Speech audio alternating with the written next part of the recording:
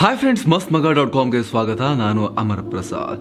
Clash of titans, fire versus ice, ಬಲಿಷ್ಠರ ಹಣಾಹಣಿ ಅಂತ ಕರೆಸ್ಕೊಂಡಿದ್ದ ಭಾರತ ನ್ಯೂಜಿಲೆಂಡ್ ವಿಶ್ವಕಪ್ ಮ್ಯಾಚ್ನಲ್ಲಿ ಟೀಮ್ ಇಂಡಿಯಾ ಕಿವಿ ಪಡೆಯನ್ನ 4 ವಿಕೆಟ್ಗಳಿಂದ ಬಡಿದು ಹಾಕಿದೆ.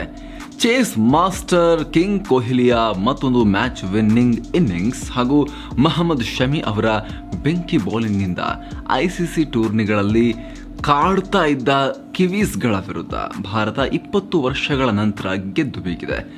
ಆ ಮೂಲಕ ಟೀಮ್ ಇಂಡಿಯಾ ಪಾಯಿಂಟ್ಸ್ ಟೇಬಲ್ನಲ್ಲಿ ಏಕಚಕ್ರಾಧಿಪತಿಯಂತೆ ಟಾಪ್ನಲ್ಲಿ ಹೋಗಿ ಕೂತಿದೆ. ಅಷ್ಟೇ ಅಲ್ಲದೆ ಸೆಮೀಸ್ನಲ್ಲಿ ಬಹುತೇಕ ತನ್ನ ಸ್ಥಾನವನ್ನು ಕನ್ಫರ್ಮ್ ಮಾಡಿಕೊಂಡಾಗಿದೆ. ಈಗೇನು ಅರ್ಧ ಟೂರ್ನಮೆಂಟ್ ಆಗಿದೆ, ಬಟ್ ಆಲ್ರೆಡಿ ಟೀಮ್ ಇಂಡಿಯಾ ಈ ವಿಶ್ವಕಪ್ನ ಡೇಂಜರಸ್ ಮತ್ತು ಅನ್ಬೀಟಬಲ್ ಟೀಮ್ ರೀತಿ ಕಾಣಿಸ್ತಾ ಇದೆ. ಯಾಕಂದರೆ ಟೀಮ್ ಇಂಡಿಯಾಗೆ ಅತ್ಯಂತ ಟಫ್ ಮ್ಯಾಚ್ ಆಗಿದ್ದ ನ್ಯೂಜಿಲೆಂಡ್ ವಿರುದ್ಧದ ಮ್ಯಾಚ್ನಲ್ಲೂ ಕೂಡ ಕೊನೆಗೆ ಬಾಂಗ್ಲಾ ಮ್ಯಾಚ್ ರೀತಿ ಮ್ಯಾಚ್ ವಿನ್ ಆಗೋದಕ್ಕಿಂತ ಹೆಚ್ಚಾಗಿ ಕೊಹ್ಲಿ ಸೆಂಚುರಿ ಮಾಡ್ತಾರಾ ಇಲ್ವಾ ಅನ್ನೋದು ಇಂಟ್ರೆಸ್ಟಿಂಗ್ ಎಲಿಮೆಂಟ್ ಆಗಿತ್ತು. ವಿರಾಟ್ ಸಿಂಗಲ್ ಇದ್ರೂ ಓಡ್ತಾ ಇರಲಿಲ್ಲ, ಕಾನ್ಫಿಡೆಂಟ್ ಆಗಿ ಆಡ್ತಾ ಇದ್ರು. ಬಾಲ್ ಟು ಬಾಲ್ ಇದ್ದಂತ ಮ್ಯಾಚ್ ಅನ್ನ ಆರಾಮಾಗಿ 10-15 ಬಾಲ್ ಎಕ್ಸ್ಟ್ರಾ ಇರೋ ತರ ನೋಡ್ಕೊಂಡಿದ್ರು ವಿರಾಟ್ ಕೊಹ್ಲಿ. ಕಡೆಗೆ ಬೌಂಡ್ರಿ ಹೊಡೆದು ಸೆಂಚುರಿ ಮಾಡೋಕೆ ಪ್ರಯತ್ನ ಪಡ್ತಾ ಇದ್ರು. ಯಾಕಂದರೆ ಕೊನೆ 3 ಓವರ್ ಇದ್ದಾಗ ಆಲ್ರೆಡಿ ಮ್ಯಾಚ್ ರಿಸಲ್ಟ್ ಕ್ಲಿಯರ್ ಆಗಿ ಹೋಗಿತ್ತು. ಸೊ ಇಂತಹ ಟಫ್ ಚಾಲೆಂಜಿಂಗ್ ಮ್ಯಾಚನ್ನು ಕೂಡ ಭಾರತ ಇಷ್ಟು ನಿರಾಯಾಸವಾಗಿ ಗೆಲ್ತು.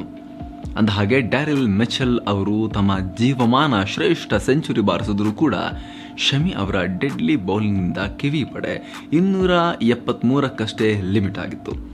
ಅದೇ ಮೂಮೆಂಟ್ನಲ್ಲಿ ಈ ವರ್ಲ್ಡ್ ಕಪ್ನಲ್ಲಿ 5ನೇ ಬಾರಿಗೆ ಚೇಸಿಂಗ್ಗಿಳಿದ ಟೀಮ್ ಇಂಡಿಯಾಗೆ ಕ್ಯಾಪ್ಟನ್ ರೋಹಿತ್ ಮತ್ತೊಂದು ಸ್ಫೋಟಕ ಓಪನಿಂಗ್ ನೀಡಿದರು. ರೋಹಿತ್ರ ಈ ಅಗ್ರೆಸಿವ್ ಅಪ್ರೋಚ್ ಟೀಮ್ ಇಂಡಿಯಾದ ಇತ್ತೀಚಿನ ಸಕ್ಸಸ್ಗೆ ಮುಖ್ಯ ಕಾರಣ ಆಗಿದೆ. ಈ ಮ್ಯಾಚ್ನಲ್ಲೂ ಕೂಡ ರೋಹಿತ್ ತಮ್ಮ ದೈತ್ಯ ರೂಪವನ್ನು ತಾಳಿದ್ರು.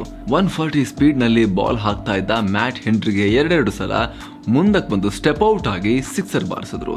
ಬೌಲರ್ಗೆ ಎದೆಗೆ ಚಾಕು ಹಾಕ್ದಂಗೆ ಆಗದ ಆ ರೀತಿ ಮಾಡಿದಾಗ ಅದ್ಭುತ ಲಯದಲ್ಲಿ ಒಬ್ಬ ಬೌಲರ್ ಬಾಲ್ ಮಾಡಬೇಕಾದ್ರೆ ಅಷ್ಟು ದೂರದಿಂದ ಓಡಿ ಬಂದು ರಟ್ಟೆ ಬಿದ್ದು ಹೋಗೋ ರೀತಿ ಶಕ್ತಿಯನ್ನು ಬಳಸಿ ಬಾಲ್ ಹಾಕಿದಾಗ ಒಂದು ಚೂರು ರೆಸ್ಪೆಕ್ಟ್ ಇಲ್ಲದೆ ಮುಂದೆ ಬಂದು ಹೊಡೆದ್ರೆ ಸ್ಪಿನ್ನರ್ಗೆ ಹೊಡೆದಂಗೆ ಹೀಗಾಗಬೇಡ.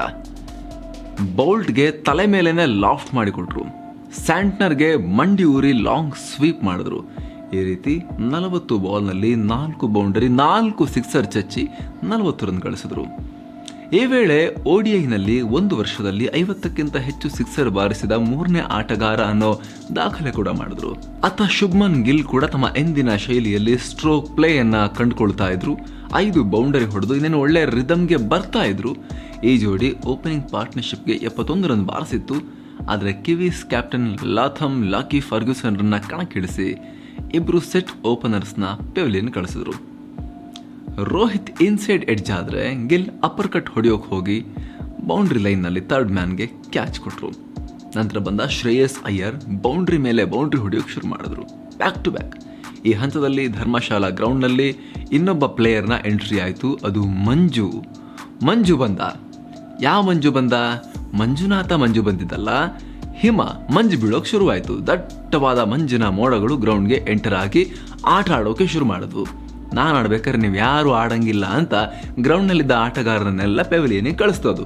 ಯಾಕಂದ್ರೆ ಮಂಜು ಎಂತ ಆಟ ಆಡ್ಬಿಟ್ಟ ಅಂತ ಹೇಳಿದ್ರೆ, ಯಾವ ರೀತಿಯಲ್ಲಿ ಆವರಿಸ್ಬಿಟ್ಟ ಅಂತ ಹೇಳಿದ್ರೆ ಆಟಗಾರರಿಗೆ ಕಾಣಿಸ್ತಾನೆ ಇರಲಿಲ್ಲ. ಶ್ರೇಯಸರಿ ಎಂತ ಇದು ಮಂಜು ಬಂದ ಕಾಣಿಸ್ತಾ ಇಲ್ಲ ಅಂತ ಹೇಳಿ ಉಳಿದ ಆಟಗಾರರು ಕೂಡ ಏನಿದು ಇಷ್ಟೊಂದು ಎಲ್ಲ ಕಡೆ ಮಂಜು ಅಂತ ಹೇಳಿ ಲಾಸ್ಟಿಗೆ ಆಟಗಾರೆಲ್ಲ ಹೋದ್ರು. 11 ನಿಮಿಷ ಮ್ಯಾಚ್ ನಿಲ್ಲಿಸಬೇಕಾಯಿತು. ತಿರ್ಗಾ ಮ್ಯಾಚ್ ಸ್ಟಾರ್ಟ್ ಆದಾಗ ಫರ್ಗ್ಯೂಸನ್ ರನ್ ಲೀಕ್ ಮಾಡೋಕೆ ಶುರು ಮಾಡಿದ್ರು. ವಿರಾಟ್ ಕವರ್ಸ್ನಲ್ಲಿ ಒಂದು ಡ್ರೈವ್, ಲೆಗ್ ಸೈಡ್ಗೊಂದು ಫ್ಲಿಕ್ ಅಂತ ನಿರಂತರ ಬೌಂಡ್ರಿ ಹೊಡೆಯೋಕೆ ಶುರು ಮಾಡಿದ್ರು. ಪಾರ್ಟ್ನರ್ಶಿಪ್ 50 ಆಗಿತ್ತು. ಆದರೆ ಈಗ ಸೆಕೆಂಡ್ ಸ್ಪೆಲ್ಗೆ ಅಂತ ಬಂದ ಬೌಲ್ಟ್ ಶ್ರೇಯಸ್ ಅಯ್ಯರ್ಗೆ ಶಾರ್ಟ್ ಬಾಲ್ಗೆ ಇರೋ ವೀಕ್ನೆಸ್ ಅನ್ನ ಎನ್ಕ್ಯಾಶ್ ಮಾಡಿದ್ರು. 33 ರನ್ ಗಳಿಸಿ ಶ್ರೇಯಸ್ ಔಟ್ ಆದ್ರು. ಇದಾದ್ಮೇಲೆ ನ್ಯೂಜಿಲೆಂಡ್ ಬೌಲಿಂಗ್ನ ಟೈಟ್ ಮಾಡ್ತಾ ಬಂತು. ರಚಿನ್ ರವೀಂದ್ರ, ಸ್ಯಾಂಟ್ನರ್ ಜಾಸ್ತಿ ರನ್ನೇ ಕೊಡಲಿಲ್ಲ. ಬಟ್ ನಿಧಾನಕ್ಕೆ ಕೊಹ್ಲಿ KL ಜೋಡಿ ಇಬ್ಬರಿಗೂ ಹೊಡೆಯೋಕೆ ಶುರು ಮಾಡಿದ್ರು. ಕೊಹ್ಲಿ ರವೀಂದ್ರಗೊಂದು 6 ಹೊಡೆದ್ರೆ ರಾಹುಲ್ ನಿಧಾನಕ್ಕೆ 1-2 ಬೌಂಡ್ರಿ ಬಾರಿಸಿದ್ರು. ಹಾಫ್ ಸೆಂಚುರಿ ಬಾರಿಸಿದ್ದ ಈ ಜೋಡಿ ಇನ್ನೇನು ಮ್ಯಾಚ್ ಮುಗಿಸುತ್ತೆ ಅಂತ ಅನ್ಕೊಂಡಾಗ, ಮತ್ತೆ Kohli KL classy innings build ಆಗುತ್ತೆ ಅಂತ ಅನ್ಕೊಂಡಾಗ ರಾಹುಲ್ LBW ಆಗಿ ಪೆವಿಲಿಯನ್ ಕಡೆಗೆ ಹೊರಟ್ರು. ಅದಾಗಿ ಸ್ವಲ್ಪದರಲ್ಲೇ ಅದ್ಭುತ ಫೀಲ್ಡಿಂಗ್ ಮಾಡಿದ ಸ್ಯಾಂಟ್ನರ್ ಸೂರ್ಯನ ರನ್ಔಟ್ ಮಾಡಿದ್ರು. ಸೂರ್ಯ ಒಂದು ರೀತಿ ಅನ್ನೆಸೆಸರಿ ರನ್ಔಟ್. ಅದು ಕೊಹ್ಲಿ ಓಡಿದ್ರೆ ರನ್ಔಟ್ ಆಗ್ತಿರ್ಲಿಲ್ವೇನೋ, ಆದರೆ ಪ್ರೆಷರ್ನಲ್ಲಿ ಮಿಕ್ಸಪ್ ಆಯಿತು. ಅಲ್ಲಿ ಫೀಲ್ಡ್ ಮಾಡಿದ್ರು ಬೌಲ್ನ. ಕೊಹ್ಲಿ ಆ ಮ್ಯಾಚ್ ನಿಂತ್ಕೊಂಡು ಆಡೋದು ಇಂಪಾರ್ಟೆಂಟ್ ಆಗಿತ್ತು. ಸೂರ್ಯ ಆಲ್ಮೋಸ್ಟ್ ಬಂದಾಗಿತ್ತು. ಅವ್ರು ಫೀಲ್ಡ್ ಆಗಲ್ಲ ಅಂತ ಅಂದ್ಕೊಂಡಿದ್ರು, ಸಿಗುತ್ತೆ ರನ್ ಅಂತ. ಬಟ್ ಅಲ್ಲಿ ವಂಡರ್ಫುಲ್ ಫೀಲ್ಡಿಂಗ್ ಮಾಡಿದ್ರು ನ್ಯೂಜಿಲೆಂಡ್ನ ಫೀಲ್ಡರ್ಸ್. ಬಂದಾಗ್ಬಿಟ್ಟಿತ್ತು, ಬೇರೆ ದಾರಿ ಇರಲಿಲ್ಲ. ಒಂದು ಕೊಹ್ಲಿ ಓಡಿ ನೋಡಬೇಕಾಗಿತ್ತು, ಟ್ರೈ ಮಾಡಬೇಕಾಗಿತ್ತು. ಇಲ್ಲಾಂದರೆ ಸೂರ್ಯ ಔಟ್ ಆಗಬೇಕಾಗಿತ್ತು, ಬೇರೆ ದಾರಿ ಇರಲಿಲ್ಲ. ಸೊ ಸೂರ್ಯನೇ ಇಲ್ಲಿ ಸಂಜೆಯನ್ನು ಕಾಣಬೇಕಾಯಿತು. ಆದರೆ ಒಟ್ಟಾರೆ ನ್ಯೂಜಿಲೆಂಡ್ ಫೀಲ್ಡಿಂಗ್ ಮಾತ್ರ ಔಟ್ಸ್ಟ್ಯಾಂಡಿಂಗ್ ಆಗಿತ್ತು, ವಿಶೇಷವಾಗಿ ಸ್ಯಾಂಟ್ನರ್. ಈ ರನ್ಔಟ್ನಿಂದ ಮ್ಯಾಚ್ ಗೆಲ್ಲಿಸುವ ಪೂರ್ತಿ ಜವಾಬ್ದಾರಿ ಈಗ ಕೊಹ್ಲಿ ಮೇಲೆ ಬಿತ್ತು. ಈ ಹಂತದಲ್ಲಿ ಭಾರತಕ್ಕೆ ಗೆಲ್ಲೋಕೆ ಇನ್ನೂ 16 ಓವರ್ಗಳಲ್ಲಿ 83 ರನ್ ಬೇಕಿತ್ತು. ಕೊನೆ ಬ್ಯಾಟಿಂಗ್ ಪಾರ್ಟ್ನರ್ಶಿಪ್ ಆಗಿದ್ದರಿಂದ, ಯಾಕಂದ್ರೆ ಆಮೇಲೆ ಯಾರು ಬ್ಯಾಟ್ಸ್ಮನ್ಗಳಿರಲಿಲ್ಲ. ಒಬ್ರು ಕೊಹ್ಲಿ, ಅದು ಬಿಟ್ಟರೆ ಆಲ್ರೌಂಡರ್ ಜಡೇಜಾ, ಇವರಿಬ್ಬರೇ ಇದ್ದಿದ್ದು. ಅದಾದಮೇಲೆಲ್ಲ ಬೌಲರ್ಸ್ ಇದ್ದಿದ್ದು. ಸೊ ಕೇರ್ಫುಲ್ ಆಗಿ ಇನ್ನಿಂಗ್ಸ್ ಕಟ್ಟಬೇಕಾಗಿತ್ತು, ಅದನ್ನೇ ಮಾಡ್ಕೊಂಡು ಹೋದರು. ಸ್ಯಾಂಟ್ನರ್ ಓವರ್ನ ಯಾವುದೇ ವಿಕೆಟ್ ಇಲ್ಲದೆ ಮುಗಿಸ್ಕೊಳ್ತಾ ಹೋದರು. ಮಧ್ಯೆ ಪ್ರೆಷರ್ ರಿಲೀಸ್ ಮಾಡೋದಕ್ಕೆ ಬೌಂಡ್ರಿಗಳನ್ನು ಆಡ್ತಾ ಇದ್ರು. ಇನ್ನೇನು ಗೆಲ್ಲೋದಕ್ಕೆ 30 ಬಾಲ್ಗೆ 26 ರನ್ ಬೇಕು ಅಂದಾಗ ವಿರಾಟ್ ಬೋಲ್ಟ್ಗೊಂದು ಅದ್ಭುತವಾದ 6, ಒಂದು 4 ಬಾರಿಸಿ ಭಾರತದ ಗೆಲುವನ್ನು ಪಕ್ಕಾ ಮಾಡಿದ್ರು. ಕಂಪ್ಲೀಟ್ ಪ್ರೆಷರ್ ರಿಲೀವ್ ಆಯಿತು ಭಾರತದ ಮೇಲಿಂದ. ಜೊತೆಗೆ ನಿರಂತರ 2ನೇ ಮ್ಯಾಚ್ನಲ್ಲಿ ಸೆಂಚುರಿ ಬಾರಿಸೋಕೆ ಕೊಹ್ಲಿ ಹತ್ತಿರ ಆದರು. ಈ ಸೆಂಚುರಿ ಆಗಿದ್ದರೆ ಕೊಹ್ಲಿ ಕ್ರಿಕೆಟ್ ಗಾಡ್ ಅಂತ ಕರೆಸಿಕೊಳ್ಳೋ ಸಚಿನ್ ತೆಂಡೂಲ್ಕರ್ ಅವರ ODIನ ಸಾರ್ವಕಾಲಿಕ ದಾಖಲೆ 49 ಸೆಂಚುರಿಗಳನ್ನು ಈಕ್ವಲ್ ಮಾಡ್ತಾ ಇದ್ರು. ಆದರೆ ಮ್ಯಾಟ್ ಹೆನ್ರಿ ಹಾಕಿದ ಬಾಲನ್ನು ಸಿಕ್ಸರ್ ಹೊಡೆಯೋಕೆ ಹೋಗಿ ಸ್ವಲ್ಪ ಬ್ಯಾಟ್ ಟ್ವಿಸ್ಟ್ ಆಯಿತು. ಆ ಶಾಟನ್ನು ಕನ್ಸ್ಟ್ರಕ್ಟ್ ಮಾಡೋ ಟೈಮ್ನಲ್ಲಿ ಅದಷ್ಟು ದೂರ ಹೋಗಲಿಲ್ಲ, ಔಟ್ ಆದರೂ ಕ್ಯಾಚ್ ಕೊಟ್ಟರು. ಆದರೆ ಆಗ ಗೆಲ್ಲೋಕೆ 5 ರನ್ ಅಷ್ಟೇ ಬೇಕಾಗಿತ್ತು. ಜಡೇಜಾ ಕೆಲಸವನ್ನು ಕ್ಲೀನಾಗಿ ಮುಗಿಸಿದ್ರು ಬೌಂಡ್ರಿ ಮೂಲಕ. ಒಟ್ಟಾರೆ ಕೊಹ್ಲಿ 8 ಬೌಂಡರಿ, 2 ಸಿಕ್ಸರ್ ಸೇರಿದಂತೆ 95 ರನ್ ಗಳಿಸಿದ್ರು. ಈ ಮೂಲಕ ಈ ವಿಶ್ವಕಪ್ನ ಟಾಪ್ ಸ್ಕೋರರ್ ಆದರು ವಿರಾಟ್ ಕೊಹ್ಲಿ. ಇದಕ್ಕೂ ಮುನ್ನ ನ್ಯೂಜಿಲೆಂಡ್ನ ಇನ್ನಿಂಗ್ಸ್ ಆರಂಭಿಸಿದ ಡೆವಾನ್ ಕಾನ್ವೆ 0, ವಿಲಿಯಂಗ್ 17. ಉತ್ತಮ ಆರಂಭ ಕೊಡೋಕ್ಕಾಗಲಿಲ್ಲ ನ್ಯೂಜಿಲೆಂಡ್ಗೆ. 19 ರನ್ ಆಗುವಷ್ಟರಲ್ಲಿ 2 ವಿಕೆಟ್ ಕೊಟ್ಟು ಪೆವಿಲಿಯನ್ ಸೇರಿದ್ರು. ಪವರ್ ಪ್ಲೇನಲ್ಲಿ ಭಾರತ ಟೈಟ್ ಕಂಟ್ರೋಲ್ ಮಾಡಿತು. ಹೀಗಾಗಿ ನ್ಯೂಜಿಲೆಂಡ್ 10 ಓವರಲ್ಲಿ ಬರೀ 34 ರನ್ ಮಾತ್ರ ಗಳಿಸಿತ್ತು. ನಂತರ ಜೊತೆಯಾದ ರಚಿನ್ ರವೀಂದ್ರ ಮತ್ತು ಡ್ಯಾರಿಲ್ ಮಿಚೆಲ್ 3ನೇ ವಿಕೆಟ್ಗೆ 159 ರನ್ಗಳ ಪಾರ್ಟ್ನರ್ಶಿಪ್ ನೀಡಿದರು. ಆರಂಭದಲ್ಲಿ ಭಾರತ ಮೂಲವನ್ನು ಹೊಂದಿರೋ, ಕರ್ನಾಟಕ ಮೂಲವನ್ನು ಹೊಂದಿರೋ ಈ ರಚಿನ್ ರವೀಂದ್ರ ಜಡೇಜಾ ಕೈಗೆ ಒಂದು ಕ್ಯಾಚ್ ಕೊಟ್ಟರು. ಆದರೆ ಜಡೇಜಾ ಕ್ಯಾಚನ್ನು ಡ್ರಾಪ್ ಮಾಡಿದ್ರು. ಜಡೇಜಾ ಏನಂತ ಹೇಳಿದ್ರೆ ಹಾಫ್ ಚಾನ್ಸಸ್ ಅನ್ನು ಕೂಡ ಕನ್ವರ್ಟ್ ಮಾಡಿ ಅದನ್ನು ಕ್ಯಾಚ್ ಮಾಡ್ತಾರೆ. ಯಾರಾದರೂ ಕ್ಯಾಚ್ ಹಿಡಿತಾರೆ, ಡೈವ್ ಆರು ಮಾಡ್ತಾರೆ. ಕ್ಯಾಚ್ ಹಂಗೆಲ್ಲ ಬಿಡಲ್ಲ ಜಡೇಜಾ. ಅದು ಏನೋ ಗೊತ್ತಿಲ್ಲ, ಕೈಗೆ ಬಂದಿರೋ ಕ್ಯಾಚ್ ಸ್ಲಿಪ್ ಆಗಿಬಿಡ್ತು ಅವ್ರಿಗೆ. ಜಡೇಜಾ ಕೈಯಲ್ಲಿ ಜೀವದಾನ ಸಿಕ್ತು ರಚಿನ್ಗೆ. ಇದು ಭಾರತಕ್ಕೆ ಸಿಕ್ಕಾಪಟ್ಟೆ ದುಬಾರಿ ಆಯಿತು. ರಚಿನ್ ರವೀಂದ್ರ 75 ರನ್ ಗಳಿಸಿ ಔಟ್ ಆದರು. ಮಿಡಲ್ ಓವರ್ಸಲ್ಲಿ ಟೀಮ್ ಇಂಡಿಯಾ ಮೊದಲ ಬಾರಿಗೆ ಪ್ರೆಷರ್ಗೆ ಬಂತು. ಡ್ಯಾರಿಲ್ ಕುಲ್ದೀಪ್ ಯಾದವ್ಗೆ ಸೆಟಲ್ ಆಗೋಕೆ ಬಿಡಲಿಲ್ಲ. ರಚಿನ್ ಔಟ್ ಆದಮೇಲೆ ನಾಯಕ ಟಾಮ್ ಲ್ಯಾಥಮ್ ಕೇವಲ 5 ರನ್ಗಳಿಗೆ ವಿಕೆಟ್ ಒಪ್ಪಿಸಿದ್ರು. ನಂತರ ಬಂದ ಗ್ಲೆನ್ ಫಿಲಿಪ್ಸ್ 26 ಬೌಲ್ಗಳಲ್ಲಿ 1 ಸಿಕ್ಸರ್ ಮೂಲಕ 23 ರನ್ ಗಳಿಸಿದ್ರು.